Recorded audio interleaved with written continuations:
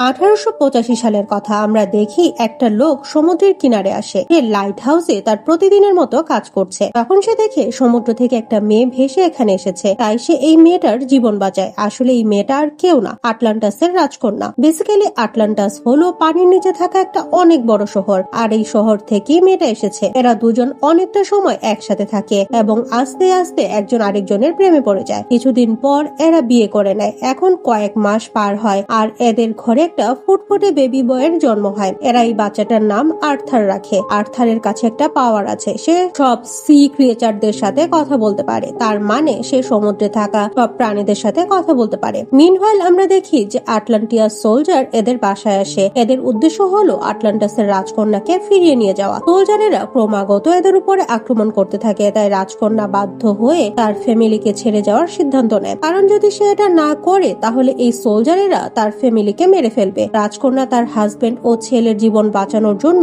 সোলজারদের সাথে ফিরে যায়। আমরা জানতে পারি যে প্রিন্সেস তার অ্যাডভাইজারকে অনেক বিশ্বাস করে। সে তাকে বলে, তুমি আর্থারকে ট্রেন করো এবং তাকে একজন স্কিল ওয়ারিয়র বানাও, যাতে করে সে আমাদের মতো যুদ্ধের সব কৌশল শিখতে পারে। আমরা দেখি আর্থার এখন অনেক বড় হয়ে গেছে। এদিকে অ্যাডভাইজার আর্থারকে ট্রেনিং দেয়। ট্রেনিং শেষ হলে অ্যাডভাইজার আর্থারকে আটলান্টাসে আসার ইনভাইটেশন দেয়। সে বলে, তুমি আটলান্টাসের প্রথম ছেলে, তাই তুমি এখানে রাজা হওয়ার যোগ্য, তোমার আটলান্টাসে আসা উচিত। কিন্তু আর্থার আটলান্টাসে যেতে রাজি হয় না, কারণ আটলান্টাসের বাসিন্দারা একেবারেই ভালো নয়। তারা তার মাকে এই কারণে মেরে ফেলেছিল কারণ তার মা শুধুমাত্র একজন মানুষকে ভালোবেসেছিল, তাকে বিয়ে করেছিল, আর আমি তাদের ভালোবাসা থেকে জন্ম নেয়া হাফব্রিড সন্তান। আমার জন্য আটলান্টাসে ফিরে যাওয়ার এই কারণটা একেবারেই অনর্থক। আমি কখনোই আটলান্টাসে ফিরে যাব না। অন্যদিকে আমরা দেখি কিছু জলদস্যু একটা রাশিয়ান সাবমেরিন লুট করছে। তখন এখানে আর্থার এসে তাদের বাঁচায়। ফাইটের সময় পাইরেটসদের লিডার মারা যায়, আর তাকে আর্থারই মেরেছে। কিন্তু সেখানে সেই লিডারের ছেলে ডেভিড ছিল। ডেভিড যখন দেখে আর্থার অর্থাৎ অ্যাকুয়াম্যান তার বাবাকে মেরে ফেলেছে, তখন সে প্রতিশোধ নেওয়ার সিদ্ধান্ত নেয়। পরের সিনে আমরা অর্ম নামের একজনকে দেখি। অর্ম আর কিছুদিন পরে আটলান্টাসের রাজা হবে। সে আর্থারের সৎ ভাই, আর সে পানির নিচে আটলান্টাসে থাকে। বেসিক্যালি অর্ম পানির নিচে থাকে, আর আর্থার মাটিতে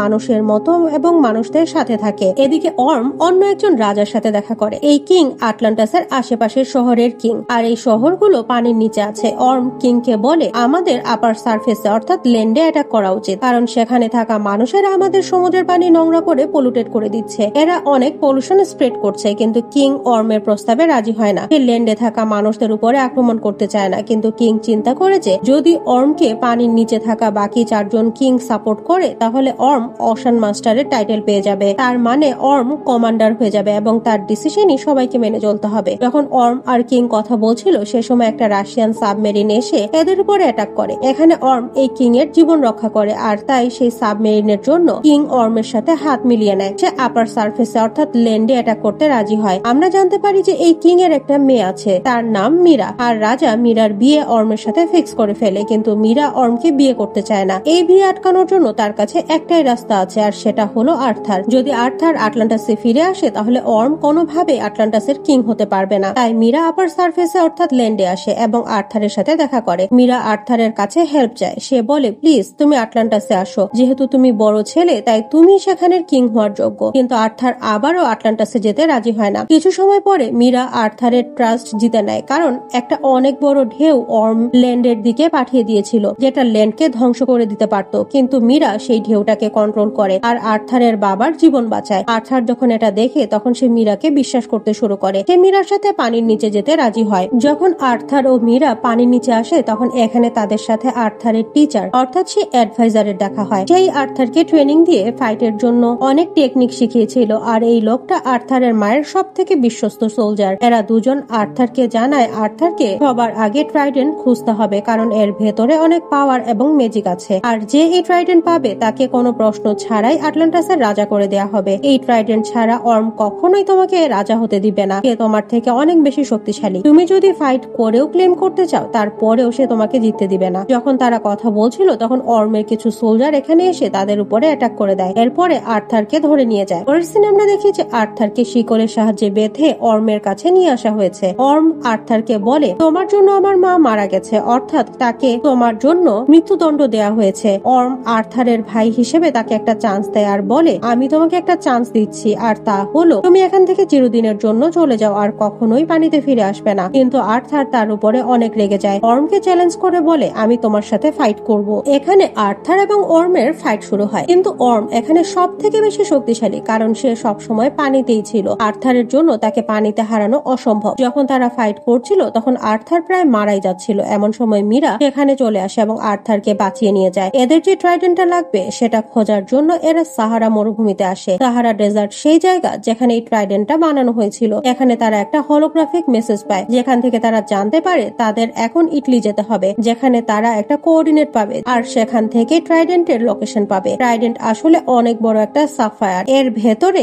অনেক ম্যাজিক্যাল পাওয়ার আছে। অন্যদিকে আমরা দেখি অর্ম ডেভিড নামের একজন লোকের সাথে দেখা করে, যে আসলে সেই মৃত পাইরেটের ছেলে যাকে আর্থার মেরে ফেলেছিল, আর সে অ্যাকুয়াম্যান অর্থাৎ আর্থারের উপরে প্রতিশোধ নিতে চায়। এখানে এটাও রিভিল হয় যে ডেভিড ও অর্মের ষড়যন্ত্রে এই রাশিয়ান সাবমেরিনটা পানির সম্রাটের উপরে আক্রমণ করেছিল। তার মানে এটা অর্মের প্ল্যান ছিল যে ডেভিড সম্রাটের উপরে অ্যাটাক করবে এবং অর্ম তাকে সেভ করবে, আর এই কৃতজ্ঞতায় সম্রাট অর্মকে সাপোর্ট করবে। এখন অর্ম ডেভিডকে লেটেস্ট আটলান্টিয়ান ব্যাটল স্যুট দেয়, যেটা অনেক আধুনিক টেকনোলজি দিয়ে বানানো হয়েছে। এই টেকনোলজি শুধুমাত্র পানিতে থাকা মানুষদের কাছেই আছে। ডেভিড সব অস্ত্রগুলো চেক করে সন্তুষ্ট হয়। এখন সে আর্থারকে মেরে তার প্রতিশোধ নিতে পারবে। অন্যদিকে অর্ম কিংডম অফ ফিশারম্যান নামের একজন রাজাকে মেরে ফেলে। সেখানে থাকা সবাইকে অর্মকে সাপোর্ট করতে বাধ্য করে। যেহেতু কিংডম অফ ফিশারম্যানের কিং মারা গেছে, তাই অর্ম সেখানের কুইন ও প্রিন্সেসকে যুদ্ধের ফ্রন্ট লাইনে দাঁড়িয়ে যুদ্ধ করতে বাধ্য করে। এরপরে তাদের আর্মি জোগাড় করতে বলে। এদিকে আমরা ডেভিডকে দেখি যে অর্মের দেয়া মডার্ন টেকনোলজি গুলোতে কিছু চেঞ্জেস করে আর তার নিজের জন্য একটা সুপার হিরো স্যুট বানায়। সে এটার নাম ব্ল্যাক মান্টা রাখে। ডেভিড এই স্যুটটা পরে অনেক পাওয়ারফুল হয়ে যায়। এখন আমরা দেখি ডেভিড ও মীরা ইটলিতে কোঅর্ডিনেট খুঁজছে। সে সময় ডেভিড ব্ল্যাক মান্টার রূপে এসে তাদের উপরে অ্যাটাক করে। এখানে ব্ল্যাক মান্টা ও আর্থারের মাঝে ভয়াবহ ফাইট হয়, আর ফাইনালি আর্থার ব্ল্যাক মান্টাকে অর্থাৎ ডেভিডকে মাউন্টেন থেকে নিচে ফেলে দেয়। কিন্তু এই ফাইটের সময় আর্থারের অনেক আঘাত লাগে। মীরা আর্থারের আঘাত ঠিক করে তাকে সাহস দেয়। আর্থারকে বলে, তোমাকে সমুদ্রের সম্রাট হতে হবে, তুমি এত দুর্বল হতে পারো না, তোমাকে একজন সম্রাটের মতো শক্তিশালী ও সাহসী হতে হবে। এরপর এরা ট্রাইডেন্ট খুঁজতে বের হয়ে যায়। তাদের এই জার্নিতে এরা বিভিন্ন মনস্টারের মুখোমুখি হয় এবং তাদের হাত থেকে নিজেদের বাঁচাতে বাঁচাতে এরা পৃথিবীর মাঝামাঝি চলে আসে। তার মানে এটা আর্থের সেন্টার। এখানে আর্থার ও মীরার সাথে প্রথমবারের মতো আর্থারের মায়ের দেখা হয়, অর্থাৎ কুইন অফ আটলান্টাস। এই ট্রেঞ্চে এসে নিজেকে স্যাক্রিফাইস করে, কারণ এখানে আসার মানে হলো মৃত্যু। কিন্তু কুইন অফ আটলান্টাস কোনো ক্ষতি ছাড়াই এখানে সার্ভাইভ করেছে, আর সে অনেক সময় ধরেই এখানে আছে। যখন আর্থার ও মীরা এখানে আসে তখন কুইন অফ আটলান্টাস অনেক খুশি হয় এবং তাদের জড়িয়ে ধরে, যেটা একটা অনেক ইমোশনাল সিন। পরের সিনে আমরা দেখি এরা এখন ট্রাইডেন্টের অনেক কাছাকাছি চলে এসেছে, কিন্তু এখন শুধুমাত্র আর্থারই সামনে যেতে পারবে। মীরা বা তার মা তার সাথে যেতে পারবে না, তাই আর্থার একাই ট্রাইডেন্টের খোঁজে যায় এবং সে সেই এনশিয়েন্ট ট্রাইডেন্টটা খুঁজেও পায়। কিন্তু যখন সেটা নিতে যায় তখন তার উপরে লেভিয়েথান অ্যাটাক করে। আসলে লেভিয়েথান এই ট্রাইডেন্টের কেয়ারটেকার, অর্থাৎ সেই ট্রাইডেন্টটা পাহারা দিয়ে রাখছিল এবং এটা রক্ষা করছিল। লেভিয়েথান সাপ ও ড্রাগনের মিশ্রণে বানানো বিশাল আকৃতির একটা ক্রিয়েচার। সে বলে যে এই ট্রাইডেন্টটা নিতে আসে এবং এর যোগ্য হয় না, আমি তাদের মেরে ফেলি। আমরা সিনেমার শুরুতেই জেনেছিলাম যে আর্থার সমুদ্রের নিচে থাকা প্রাণীদের সাথে কমিউনিকেট করতে পারে, তাই সে লেভিয়েথানের সাথে কথা বলে। তখন লেভিয়েথান অবাক হয়ে বলে, তুমি কি আমার কথা শুনতে পাচ্ছ? আজ পর্যন্ত কেউ আমার কথা শুনতে বা বুঝতে পারেনি। তখন আর্থার তার যোগ্যতা প্রমাণ করে আর বলে, আমি এই ট্রাইডেন্টার আসল বেয়ারার, আর আমি একমাত্র 7 সমুদ্রের সম্রাট হওয়ার যোগ্য। ফাইনালি লেভিয়েথান আর্থারের কথা বিশ্বাস করে এবং তাকে সেই ট্রাইডেন্টটা দিয়ে দেয়। ট্রাইডেন্ট নেওয়ার পরে আর্থারের পাওয়ার কয়েক গুণ বেড়ে যায়। শুধু তাই না, তার কস্টিউমও চেঞ্জ হয়ে যায়। কিন্তু এদিকে সমুদ্রের ভেতরে থাকা সকল কিংডম অর্মকে সাপোর্ট করছে, তাই অর্ম নিজেকে অশান মাস্টারের টাইটেল দেয়। তার মানে তার ডিসিশন এখন সবাইকেই মেনে চলতে হবে। অর্মকে সাপোর্ট করা কিংডমের সবাই জানতে পারে আর্থার সেই ট্রাইডেন্টটা খুঁজে পেয়েছে। রুল ও আইন অনুযায়ী যার কাছে এই ট্রাইডেন্ট থাকবে সেই আসল কিং হবে, অর্থাৎ অশান মাস্টার হবে। কেউ তাকে কোনো প্রশ্ন করতে পারবে না। এরা সবাই জানতে পারে ট্রাইডেন্ট এখন আর্থারের কাছে আছে। কিন্তু এটা জেনে অর্ম রেগে যায়। সে বলে ট্রাইডেন্ট খুঁজে পাওয়া মানেই সে রাজা নয়, যে সব থেকে বেশি শক্তিশালী, সাহসী ও দক্ষ সেই অশান মাস্টার হবে, সেই সব কিংডম শাসন করবে। এখানে আবারও আর্থার এবং অর্মের ফাইট হয়। তারা একটা বিশাল সাবমেরিনের উপরে লড়াই করছিল, অর্থাৎ আর্থার অর্মকে এই ফাইটে হারিয়ে দেয়, কিন্তু সে তাকে মেরে ফেলে না, বরং তাকে ছেড়ে দেয়। এখন কুইন